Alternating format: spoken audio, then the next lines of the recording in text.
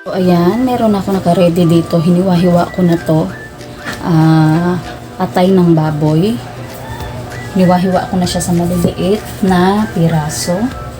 Kayo na magdesisyon kung anong size ng hiwa ang gusto niyo.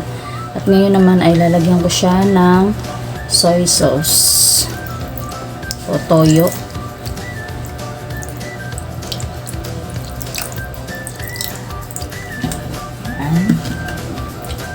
Tapos ay lalagyan ko siya ng calamansi juice. 7 piraso ng calamansi ang ginamit ko. At ngayon naman ay lalagyan ko ng black pepper, paminta powder.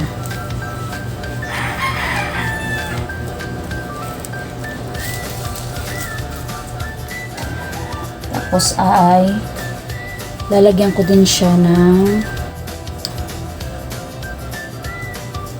brown sugar. 2 teaspoon ng brown sugar. Tapos ay i-mix lang natin, i-marinate natin to ng at least 30 minutes to 1 hour. Marinate lang natin siya dyan. Haluin muna natin mabuti. Mix it well muna natin siya.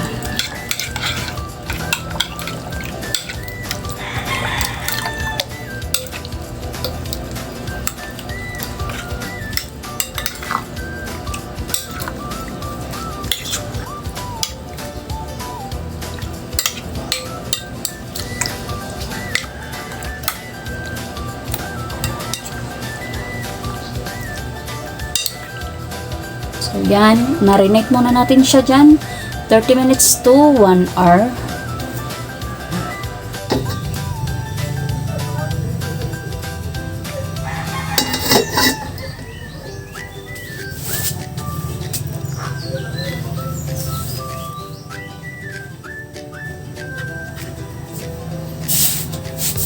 So, wala na natin magluto. Luya.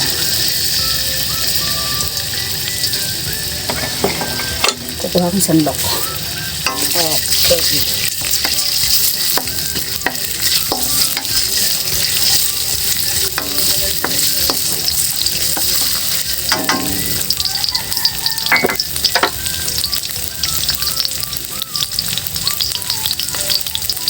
Para mabilis, sabay na itong bawang sibuyas.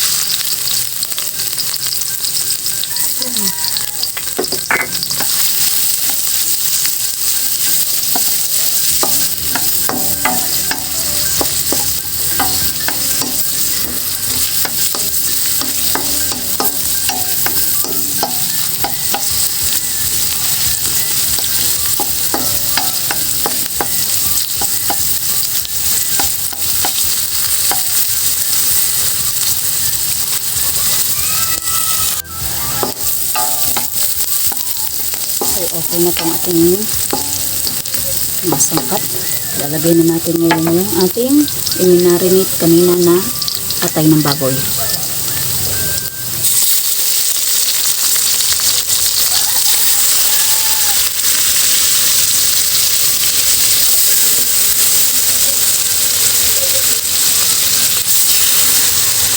Isang kilong atay ng baboy nga pala to.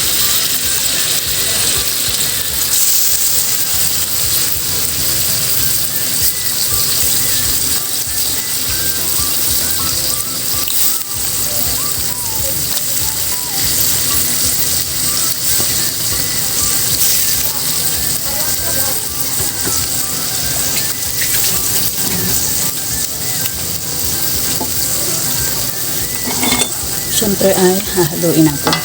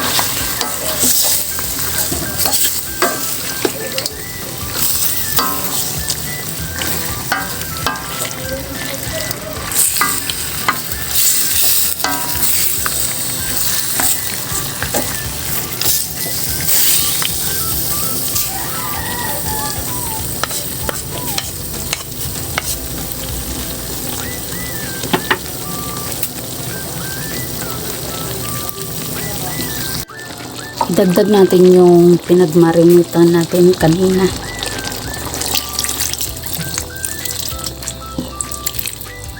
Ayan. Tapos maglagay natin tayo ng pampalasa.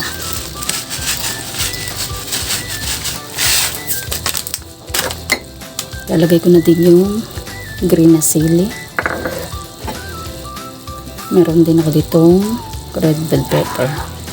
Yan. Tapos ay antayin lang natin siyang kumulo. Siyempre haluin muna natin.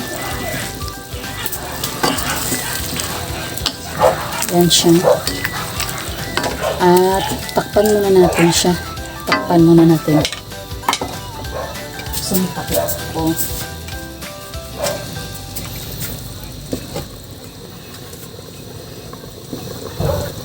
So, ayan na ang ating adobong atay ng baboy.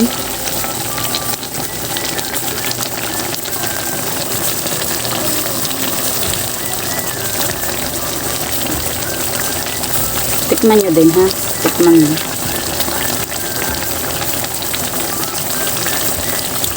Okay na? Madaling lutuin pero ano siya, ha? Masarap siya. Walang maraming recados na kailangan.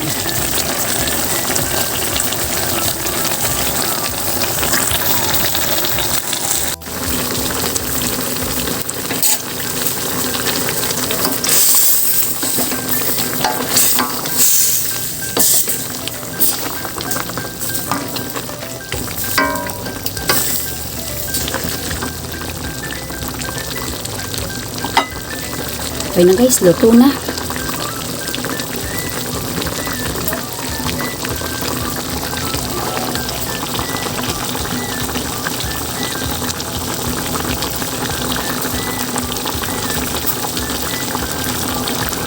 So, ayan na ang ating adobong atay ng baboy.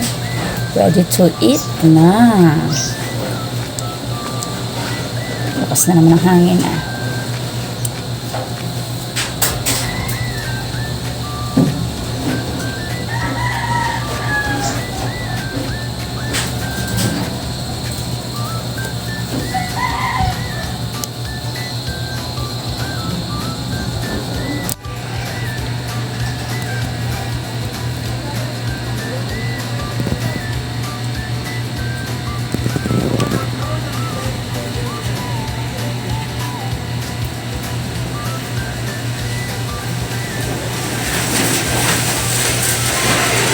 Luto na adobong atay ng baboy.